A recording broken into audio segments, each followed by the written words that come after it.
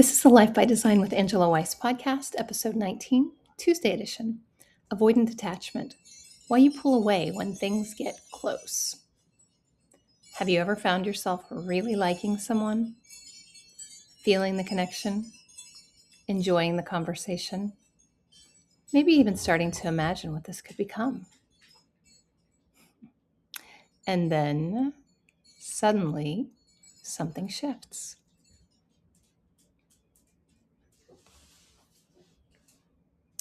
They get a little closer. They ask a deeper question. They start to matter more than you expected they ever would. And almost without thinking, you pull back. You take longer to respond. You feel the need for space. Sometimes you don't respond at all. You start questioning everything. And it's not because they did something wrong, but because something in you says, oh, this is getting too close. This doesn't feel quite right. And you might not even fully understand why you're feeling this way.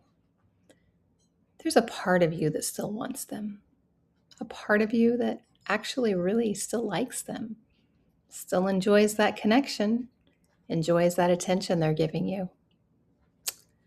But another part of you feels safer creating distance, making space, feels a little safer staying in control, safer not needing too much. And so you tell yourself that I just need a little space. I don't want to depend on anyone. I'm better off handling things on my own. And maybe you believe that, at least partially. But if you're really honest, there's another part of you that quietly wonders, why do I do this? Why do I do this every time? Why does closeness feel so uncomfortable? Why do I pull away from the very thing that I say that I want? If that sounds familiar, this episode is for you. Welcome back to Life by Design with Angela Weiss podcast. I'm Angela Weiss, nurse practitioner, author, and someone who helps people understand themselves, their relationships, and the patterns they don't always realize that they're living in. Before we begin, take a deep breath with me. Inhale slowly and exhale. Wherever you are right now, whether you're driving, or you're walking, or you're sitting, or just trying to get through the day, just pause for a moment and arrive here.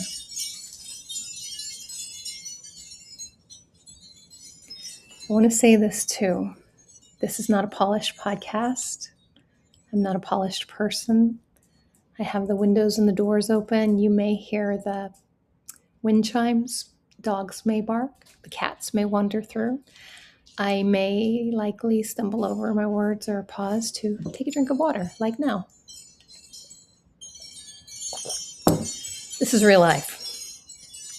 And I want this to feel like a space where you do not have to perform. You don't have to have it all together. And you certainly don't have to explain yourself to anyone. Today, you can just show up however you are. And that alone is enough.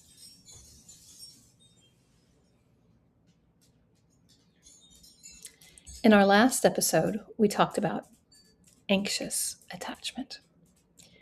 part that holds on tightly to connection, that reaches, that longs, that feels everything deeply. Today we're talking about the other side of that dynamic, avoidant attachment. Seems like those two always end up together. This is where so many people misunderstand themselves. Because avoidant attachment, it doesn't mean that you don't care, that you don't want love, or that you're incapable of connection. It often means something much deeper than that. It means that you learned not to rely on connection.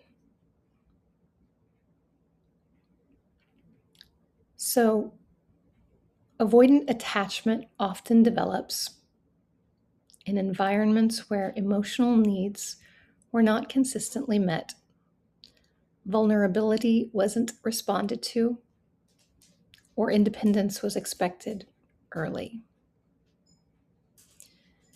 This can look like parents who were emotionally distant, caregivers who minimized feelings, environments where you had to be strong, or situations where expressing your needs, it didn't change anything. Sometimes it's more subtle. Busy households where no one slowed down long enough to notice emotions. Parents who provided everything physically, but didn't know how to connect emotionally.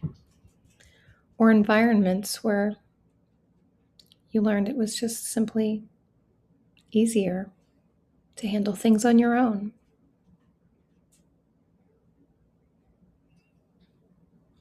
So your system adapted.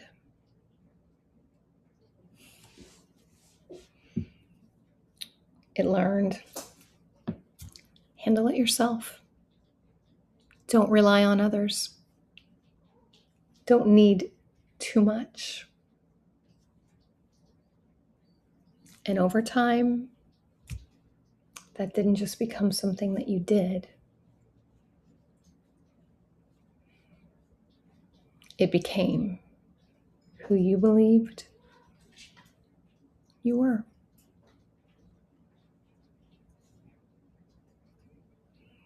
This is not about blaming parents.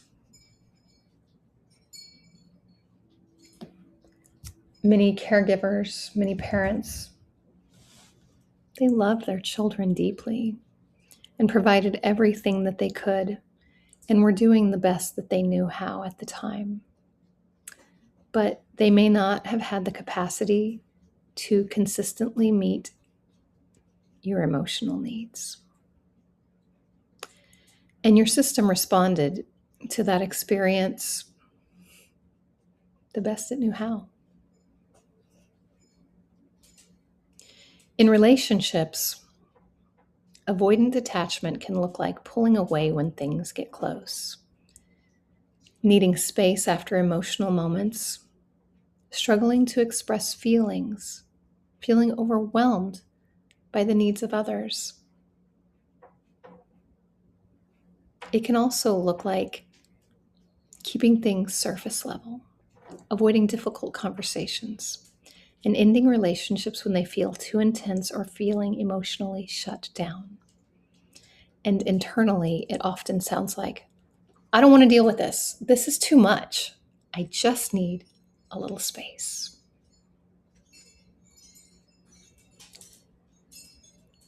But underneath that, there's usually something deeper that's happening here.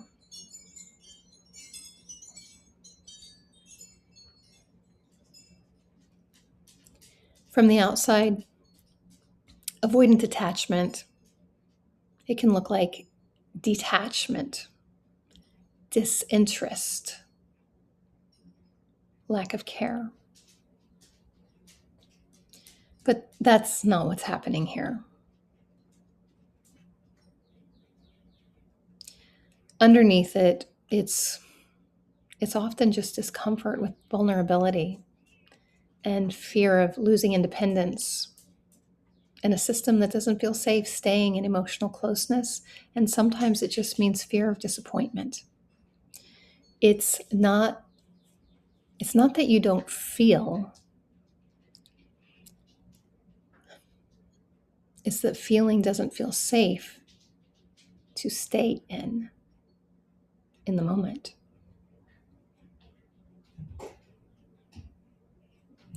So you try not to feel.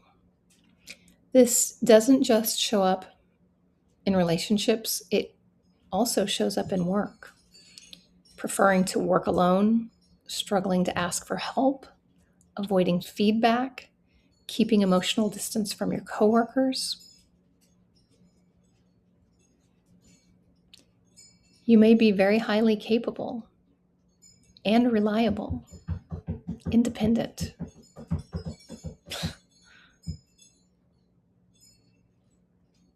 But you may still feel like no one really knows you.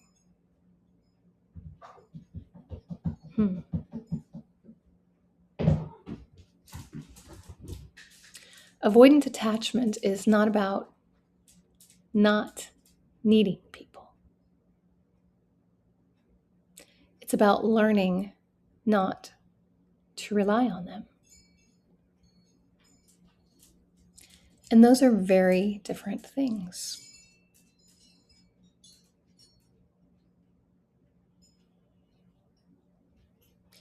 This is often where you see the anxious and the avoidant cycle.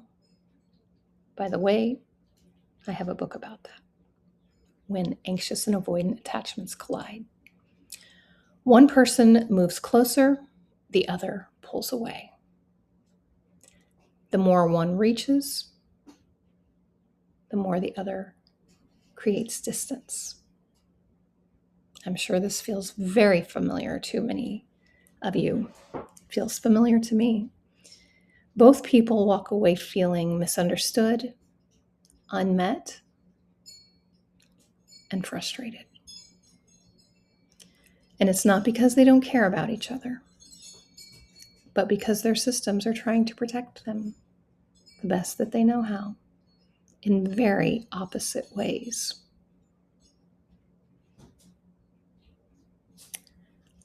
We will go deeper into that in a future episode.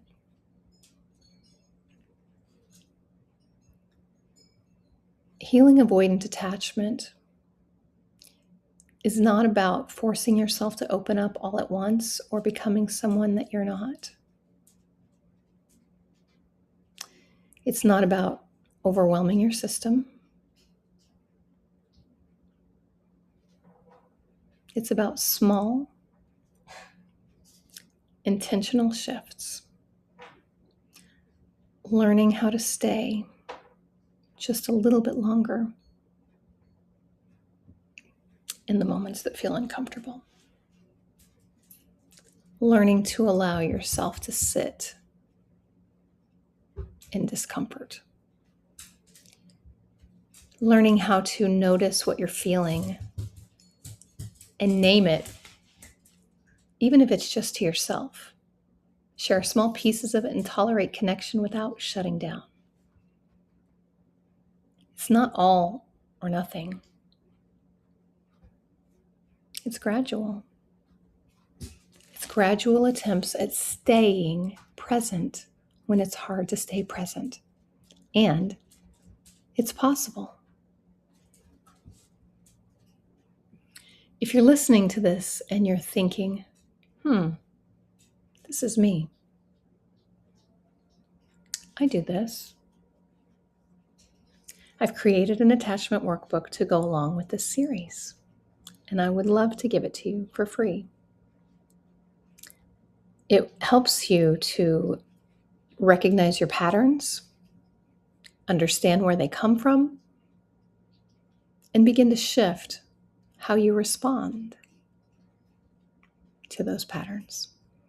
If you'd like a copy, you can email me at angela@lifebydesignpress.org. and put attachment workbook in the subject line. I'll send it over to you. I've had quite a few people already ask for it and share that it's been very helpful to them. You are not distant because you don't care, okay? I need you to hear that. You're someone whose system learned to protect itself by creating space, by creating silence, by creating distance that made sense to you at one point in your life. It doesn't make sense generally to the other person, but it makes sense to you. But now you have the opportunity to learn a better way, to learn something new, to stay just a little bit longer, to lean into the uncomfortableness, and to let someone see you just a little more.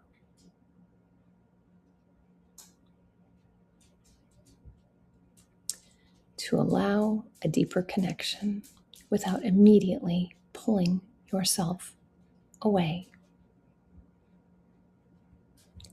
You don't have to do it perfectly, and the change isn't going to happen overnight. You just have to begin. Change never happens until we begin, and you got to start somewhere. Next week, we're going to talk about fearful attachment, the push-pull dynamic that so many people find themselves in. I'm sure you hear my dog and my cat in the background. I am so sorry. You can connect with me at my website where I have a blog Monday through Friday. I'll put that in the show notes below. And on Instagram at Angela Weiss Author. On Facebook at Life by Design Press. On LinkedIn, Angela Weiss.